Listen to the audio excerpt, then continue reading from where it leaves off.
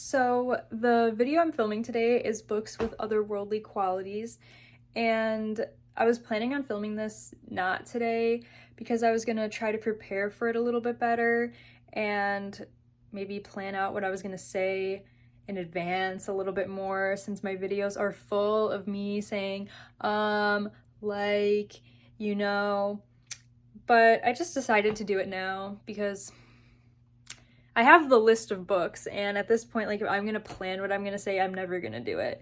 I think y'all know at this point that I just kind of say whatever. I think I've mentioned before, I've been a reader at this bigger age for like 3 years now, and before then I was a reader, but like in middle school, so the kinds of books that I read have changed a lot, and I think the first book that really made me surrender to its reality was Piranesi by it's Clarke, I'm pretty sure. I'm the fucking worst. But I remember reading it and feeling like, wait, what's going on? Huh? And having to say, all right, I'm just gonna choose to accept that this is what's happening. And it just completely changed my perspective of like magical realism, I guess. And now I've realized that I really enjoy books that are kind of weird and off-putting because they aren't reflecting necessarily the reality that we live in, yet they still reflect things that are relevant, emotions that are relevant. So let's get into it. First, I need to collect the books. Okay. Duh. Let me move the cat food out of the way. And I don't want anybody to come for me for categorizing these as otherworldly, because I just felt like that kind of captured like the overall feeling that these books produced in me. And maybe there's a better term to use for them, but this is what I'm going with. And like, see, exactly, because I'm like, I don't want people to be like, oh, but that's sci-fi. Oh, but that's, yeah. But to me, these are giving otherworldly, so. Okay, so, like I said, I've just been really interested in books that force you to accept the reality that they present to you. And instead of trying to make sense of things that are kind of bizarre or uncanny, you just go with it. You just have to surrender to the story, and whatever happens, happens, and it makes it really fun and enjoyable, even if it doesn't really make that much sense to you. So this is basically just books that fit into that category, and they're some of my favorite books. So here I have the stack of physical books that I will be mentioning. I also have a couple that I don't have with me. But that being said, a lot of other books by some of these authors, I would say, also fit into this category. These are just my favorite examples. So my first favorite example is The Nose by Gogol, because when have you ever heard of somebody waking up without a nose on their face without anything painful happening to them? And when have you ever heard of said nose being spotted walking around dressed as a high-ranking official? When have you heard of the person who has lost their nose feeling ashamed and wishing that they had either lost an arm or a leg or their ears instead of their nose? The fact that the nose is at times shrunk down to the size of a normal nose found in a piece of bread, or seen taking a stroll by people and nobody is acting in the way that you would expect somebody to act if they saw an actual fucking nose dressed up walking around. And also, given the fact that this was written in the 1800s, makes it all the better to me. It's just like, people were still having fun. People knew how to laugh. So this is just one of my favorite stories. It fits this category perfectly.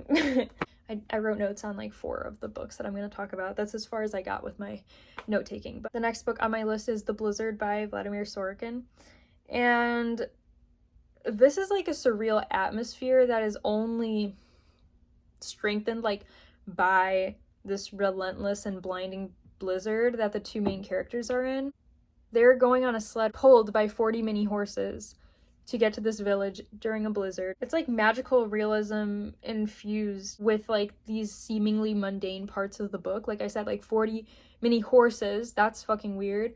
But, you know, they're pulling the sled, and like Master and Man by Tolstoy, there are people being pulled by horses or a horse in a blizzard trying to get somewhere. It's Russia, like typical, right? But it's not typical. They're showing up at somebody's house to stay the night because it's snowing too much. Typical Russian story, right? Except the owner of the house is so small he drinks vodka out of a thimble.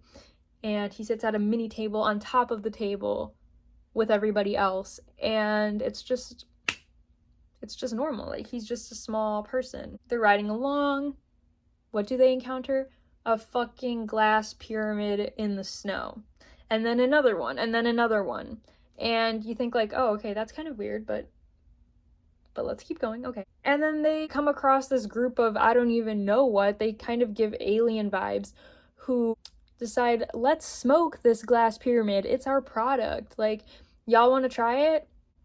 And it leads to one of the craziest scenes that I've read in a book, and like it actually caused me like so much catharsis when I finished reading this scene, and I just couldn't believe like what I was reading, and that feeling that I felt would not have been achieved by staying within like the natural laws of nature.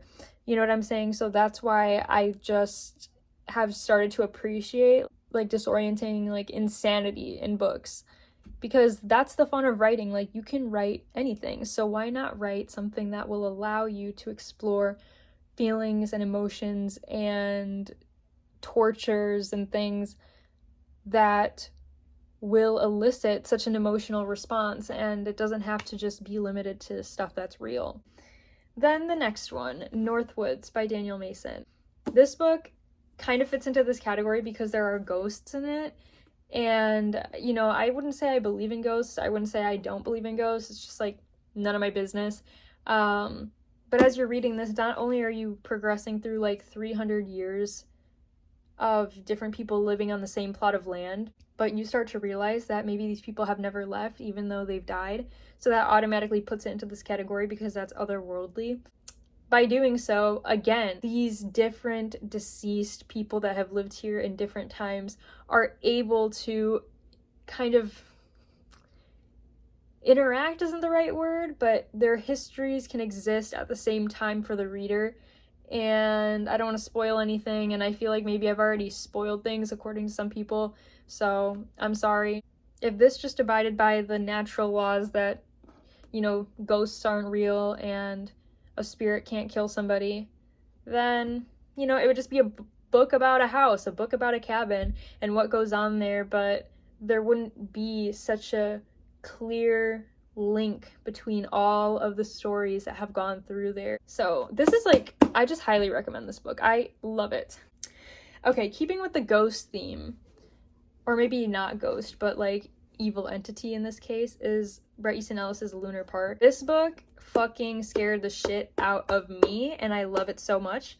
It's like metafiction, I would say, because Bret Easton Ellis is the narrator of this book, except it's not the Bret Easton Ellis that exists. It's an alternate version of him who has like a wife and kids, lives in a house in LA. I think like the truths of his life seeping into this makes it so much scarier, and you can see like he is exploring past trauma, past pain, past relationships with this book, and it just speaks to how great of an author he is. And also it's giving haunted house, the haunted house motif, so that's fun. This is just the perfect book for Halloween time. The setting is this large and imposing mansion that kind of like becomes a symbol of his inner turmoil, and he's frantic to escape this evil that's slowly seeping in, and this entity is his father. And, you know, I don't need to go into the whole Bret Easton Ellis lore, but there's a lot of information about him out, podcasts, etc. And I will always recommend Lily Analyc's Once Upon a Time in Bennington. In that podcast, you learn a lot about the role Bret's father played and did not play in his life, so the fact that he is this haunted entity that's coming into his house is perfect. Like, what scared me the most was when the furniture started rearranging itself and the paint on the outside of the house started peeling off, revealing Bret's childhood home where he lived with his father. And if you think that I'm spoiling it, I'm not spoiling it. Did I just mention some things that happen? Yes, but you would never fucking guess what goes down in this book if you don't read it. So read it. And this is where I should have either reread some parts of the books or written better notes, because I know Still Life with a Woodpecker fits into this category, but I don't remember like damn near anything about this book except for the fact that the narrator, this woman, she like looks at the Camel cigarette package so much that eventually it's like she's kind of living in the cigarette package. She's living in a pyramid. She's locked in this pyramid with Woodpecker, this redhead guy who, you know, they have a sexual relationship, I guess romantic relationship. But again, this forces us to just accept a reality that, you know, does not exist. Let's see if I could just open it up and find an example, because I don't remember shit. And it's just the writing and the language. It's so unlike anything I had ever read before. And I read this like, I think a year or two ago. And again, this was one of those first books where I was like, oh, okay, like there can be a book with characters that don't talk like normal people and weird ass things can happen. It is just as good and impactful as, you know, any other book that I've read. Like, I have so many pages dog-eared, and I just, like, can't choose what to read out loud. Okay, here. This is what I was talking about. The temples, the minarets, the oasis, the pyramids, the camel itself filtered through her vision without being seen. Her orbs, as if conditioned by years of literacy, settled on the message that federal law required the manufacturer to publish on the left side panel of the package. Warning, the Surgeon General has determined that cigarette smoking is dangerous to your health. Typeface, blue ink, background as white as the eye skin around her blue irises, as white as the library rug used to be. In her mind, clumps of tumors bloomed, soft pink lungs took on the appearance of charred firewood, grotesque tubers, oozing blood and spore jelly, spread like mushrooms across an oozing blood and spore jelly spread like mushrooms across an unsuspecting lawn, arteries withered like the tendrils of parched orchids, clots resembling rotten tomatoes or the brains of diseased monkeys choked the organism, each clot emitting faint wisps of smoke from a combustion that would not die until the organism died. Oh my god. This is my favorite passage, like, in a book ever, because right now, like, I'm on a tea break, I'm not smoking, but I just love the act of smoking. Maybe more so than, like, actual weed itself. I love the drag, I love whatever. And this passage captures it perfectly. Every smoker is an embodiment of Prometheus, stealing fire from the gods and bringing it on back home. We smoke to capture the power of the sun, to pacify hell, to identify with the primordial spark, to feed on the marrow of the volcano. It's not the tobacco we're after, but the fire. When we smoke, we are performing a version of the fire dance, a ritual as ancient as lighting. Wait. Oh, okay. That's not it. Does that mean that chain smokers are religious fanatics?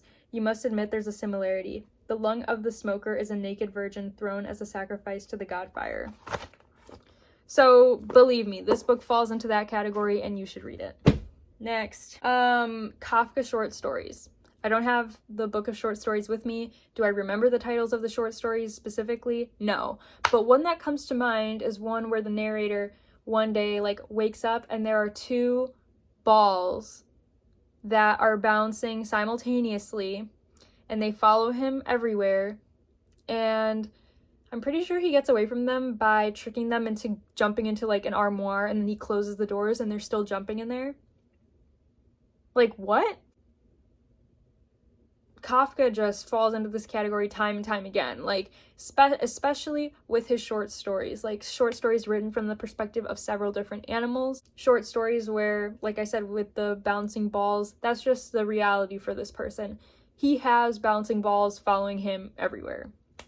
And I think Kafka is often revered as, like, this sensitive, lost person. You know, he was unhappy with his job. He was a Jewish person living in Prague and had so many family members die in the Holocaust. Like, all of these sad things are associated with him, and, you know, you read the trial, you read these books, and it's always this feeling of not being able to get out, not being able to reach something. You see it in America, you see it in The Castle, but I think with these short stories, we also see that he was somebody with an amazing sense of humor, and he was funny, and was able to explore these crazy fantasies through his writing, and that's what I love most about Kafka. I love him to death. So, yeah, I wish I had more to say about it, but since I don't have it with me and I haven't read any of his short stories in like over a year, that's all I can say. I included 2001: A Space Odyssey because obviously it's otherworldly, it's sci-fi. You know, there's this new take on how humans came to be, and that an alien species aided us in our development and whatnot. But the scene that stands out the most from this book is when, and again, spoilers, maybe. So if you don't want to know what happens in this, even though you've had all the time in the world to read it, skip ahead, I guess. Even though what I'm about to tell is like from memory, this is something I read 2 years ago, so I'm sorry. The scene where the person, the fucking astronaut, it's like he enters the back rooms. Like, I don't know what to say. He's in space, lost in space, and then he enters a room, and it's like either he's in the room or people that he knows are in the room. I don't even know. But that's otherworldly. It counts. You know, like I said, it's not because it's sci-fi, magical realism, or fantasy that I'm making this video.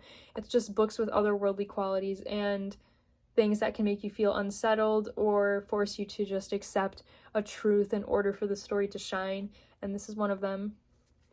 And my dumbass was reading it like, damn, like, did this shit really happen? Like, that's how it's written. And I was just like, how does somebody come up with this? I don't know. Oh my god, this is like the perfect example. And like I said, I could put a million Murakami books in this video, but this is the one I'm choosing to mention because it is my absolute favorite. You can tell that I read it and loved it. It's, you know, water damage, all that shit. Read it in the shower. But this is a book where not only are there aliens involved, but there's an alternate universe involved, and a lot of strange things, and an invisible string that ties a man and a woman together through it all. I could not even imagine planning to write this book, much less actually succeeding in writing it and having it make sense and maintaining the tensions and, you know, the reveals that come later on in the book. It is just perfect. Highly recommend. It made me feel a lot. And then next, Piranesi, which I mentioned at the beginning. That book, like I said, was one of the first books that I've read of its kind where I'm like, huh? An endless palace full and lined with sculptures and statues? And I just had to say, okay, I guess that's the truth. And then, you know, I got through it and I was like, oh, like, I understand. Like, I wasn't meant to understand or be able to relate it to anything that I know. I was just supposed to accept. And that's the point of this video. Books that you are just forced to accept in order to, you know, feel their true power. So, again, I don't really remember too much about what happens in that book, except for the fact that there's, like, an end to this alternate reality that people can enter into, and there's somebody who is stuck there. It was just lovely. It was just beautiful, and the descriptions of each statue as kind of landmarks in this endless palace, and the way that the ocean comes in, and like the nature combined with this bizarre place, and somebody lost and not knowing that they're even lost to begin with, is just everything. And then, of course, how could I not mention 100 Years of Solitude? I just finished it and I still feel like I can't even talk about it. I will touch more on it probably in my Read in March video, everything that I love so much about it. But just trust me, this fits into this category. It's not so much like a bizarre reality that you accept. It's just like these wonderful insane things that happen or characteristics of each individual character that you just have to accept makes them who they are. The great solitude that you feel with like every single character and this kind of division between them all, even though they seem to be tied together. I don't know. But basically, yes. It's just like there are no words to describe. Like I finished reading this book and I just could not believe my fucking eyes when I got to the end of it, you know? Like to hear, I was like, okay, like I get it. Okay. And it wasn't until the end where I felt like just like this whoosh of magic and I was like, oh, you're kidding me. So yeah, this falls into that category. I feel like I did a shitty job of explaining why, but... And then I have Invisible Cities by Ítalo Calvino. This goes into this category because the descriptions of some of these cities are just so otherworldly. Sometimes I'm like, I fucking suck at making YouTube videos. Like, I should really think about what I'm gonna say. But not so much like the premise of this book and like the conversation that Marco Polo and Kublai Khan are having, but more so just Marco Polo's descriptions of the cities. That was what I most enjoyed reading. It was like fantastical, and you know, there's floating cities, there's cities that are constantly being built, all kinds of cities, and it's just like it takes a creative mind to be able to craft that kind of world. So this goes into that category. And then lastly, I'm going to include Blue Lard by Vladimir Sorokin. I have read like 14 pages, but I made a short reading the back of this, and this explains why it's giving otherworldly. Okay? And I'm just going to read part of it again. The book begins in a futuristic laboratory where genetic scientists speak in a dialect of Russian mixed with Chinese. There they work to clone famous Russian writers, who are then made to produce texts in the style of their forebears. The goal of this script process is not the text themselves, but the blue lard that collects in the small of their backs as they write. This substance is to be used to power reactors on the moon. So, do you see what I'm saying? It's like, in what fucking world would that happen? In what world would Stalin have sex with this other dude? In this world, you know, that's what literature gives somebody the power to do. Like, he just wrote this, and so it is. And as the reader, you just choose to accept it and go along for the ride. Even though I love all of these books, and I couldn't tell you exactly what happens in a lot of them that, you know, I read quite a while ago, the essence of the feeling that they left me with is still there, and I know that I can categorize them into this video. And those were the things that I loved most about them. So yeah, I feel like this shit was vague, but I did my best. So